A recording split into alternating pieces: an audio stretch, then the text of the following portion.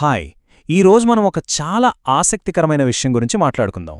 అదేంటంటే ఈనాటి ఆధునిక వ్యాపార ప్రపంచాన్ని నడిపిస్తున్నది ఏది? సమాధానం డేటా. మరి ఆ శక్తేంటో చూద్దామా? మనకు ఏం కావాలో ఈ కంపెనీలకు ఇంత కరెక్ట్గా ఎలా తెలుస్తుంది అని ఎప్పుడైనా అనిపించిందా?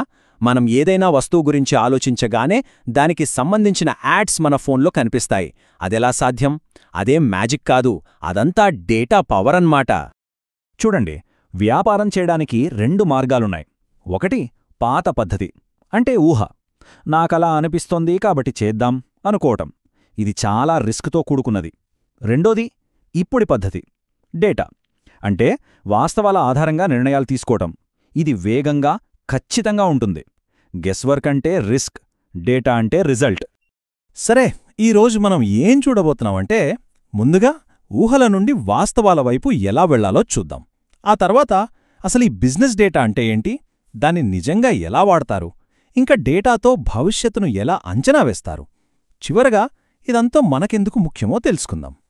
మన మొదటి టాపిక్ ఊహకు మించి, అంటే ఏదో అనిపించింది కదా అని కాకుండా బలమైన ఆధారాలతో నిర్ణయాలు ఎలా తీసుకోవాలో ఇప్పుడు చూద్దాం. ఈ మాట బాగా గుర్తుంచుకోవాలి. వ్యాపారంలో స్టాటిస్టిక్స్ అనేవి ఉంటే బాగుంటుంది అనే విషయం కాదు. అవి లేకపోతే వ్యాపారమే లేదు అన్నంత కీలకం. It's vital. డేటా అనేది ఒక కంపాస్ లాంటిది. ఏ దారిలో వెళ్లాలో ఖచ్చితంగా చూపిస్తుంది. ఊహలతో చీకట్లో ప్రయాణం చేయాల్సిన అవసరం లేకుండా ఫ్యాక్ట్స్తో ధైర్యంగా ముందుకు వెళ్లడానికి వ్యాపారాలకు ఇది చాలా అవసరం. సరే, అంతా బాగానే ఉంది, కానీ అసలు ఈ బిజినెస్ డేటా అంటే ఏంటి? మనం పదే పదే అంటున్న ఈ ముడి సమాచారం ఎక్కడ్నించొస్తుంది తెలుసుకుందాం రండి. బిజినెస్ డేటా అంటే సింపుల్గా చెప్పాలంటే కస్టమర్ల నుంచి, వాళ్ల యాక్టివిటీస్ నుంచి సేకరించే సమాచారం. దీన్ని ఉపయోగించి సరైన నిర్ణయాలు తీసుకోగలం. ఇది కేవలం నంబర్స్ కాదు, ఇది ఒక పవర్ఫుల్ ఇన్ఫర్మేషన్. ఏం డేటా సేకరిస్తారు అంటారా?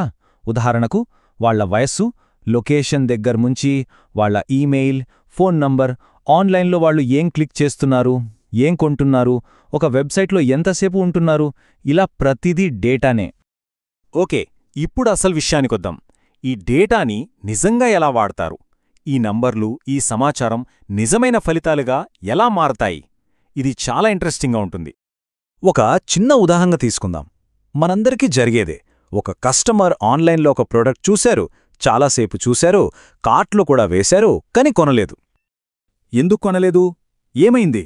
ఇదే కదా $1,000,000 ప్రశ్న. ఈ ప్రశ్నకు సమాధానం దొరికితే వ్యాపారం మొత్తం మారిపోతుంది. మరి ఆ సమాధానమెక్కడుంది? డేటాలోనే ఉంది. డేటాని విశ్లేషిస్తే తెలిసిన షాకింగ్ నిజమేంటంటే దాదాపు 99% సార్లు కారణం ఒకటే, దాని ధర. ప్రైస్ వల్లే చాలామంది వెనక్కి తగ్గుతున్నారు. ఆ ఒక్క విషయం తెలియగానే చూడండి బిజినెస్ ఏం చేయగలదో. ప్రాడక్ట్ ధరను కొంచెం తగ్గించొచ్చు, లేదా వాళ్లకి మాత్రమే ఒక స్పెషల్ డిస్కౌంట్ ఈమెయిల్ పంపొచ్చు, లేదంటే కొన్ని ప్రాడక్ట్స్ని కలిపి బండిల్గా తక్కువ ధరకే అమ్మొచ్చు. చూశారా డేటా ఎలా యాక్షన్గా మారిందో? ఇక్కడ చూడండి, మార్కెటింగ్ ఎంత ఎఫెక్టివ్గా చేయొచ్చో. శనివారం రాత్రి 2 గంటలకు యాడ్ ఇస్తే ఎవరూ చూడరు, ఎంగేజ్మెంట్ చాలా తక్కువగా ఉంది. కానీ అదే సోమవారం సాయంత్రం 7 గంటలకు, అంటే చాలామంది ఆన్లైన్లో ఉండే టైంలో ఇస్తే ఎంగేజ్మెంట్ అమాంతం పెరిగిపోయింది. అంతా డేటా మహిమే. ఇప్పటిదాకా జరిగింది చూశాం, కానీ డేటాతో మనం భవిష్యత్తును కూడా చూడొచ్చు. అంటే గతాన్ని బట్టి రేపు ఏం జరగబోతోందో అంచనా వేయొచ్చు. ఎలాగో చూద్దాం. భవిష్యత్తులో సేల్స్ ఎలా ఉండబోతున్నాయి, మన ఆర్థిక పరిస్థితి ఏంటి, మన దగ్గరున్న సిబ్బందిని, డబ్బుని ఎలా వాడాలి, పండగ సీజన్లో డిమాండ్కు సరిపడ స్టాక్ ఉందా, ఇలాంటివన్నీ ముందుగానే ప్లాన్ చేసుకోవచ్చు. సరే, ఇప్పుడు మనం చివరి ఘట్టానికొచ్చేశాం. ఇదంతా ఎందుకింత ముఖ్యం? ఈ బిజినెస్ స్టాటిస్టిక్స్ ప్రభావం మనపై, మన చుట్టూ ఉన్న ప్రపంచంపై ఎలా ఉంటుంది? చూడండి, క్వాలిటీ కంట్రోల్ నుంచి మొదలుపెట్టి కస్టమర్లకు ఏం కావాలో తెలుసుకుని కొత్త ప్రాడక్ట్స్ని తయారు చేయటం వరకు, బడ్జెట్ని సరిగ్గా వాడటం నుంచి కంపెనీకు వచ్చే రిస్క్ని అంచనా వేయటం వరకు ప్రతి డిపార్ట్మెంట్లోనూ డేటానే కీలకం.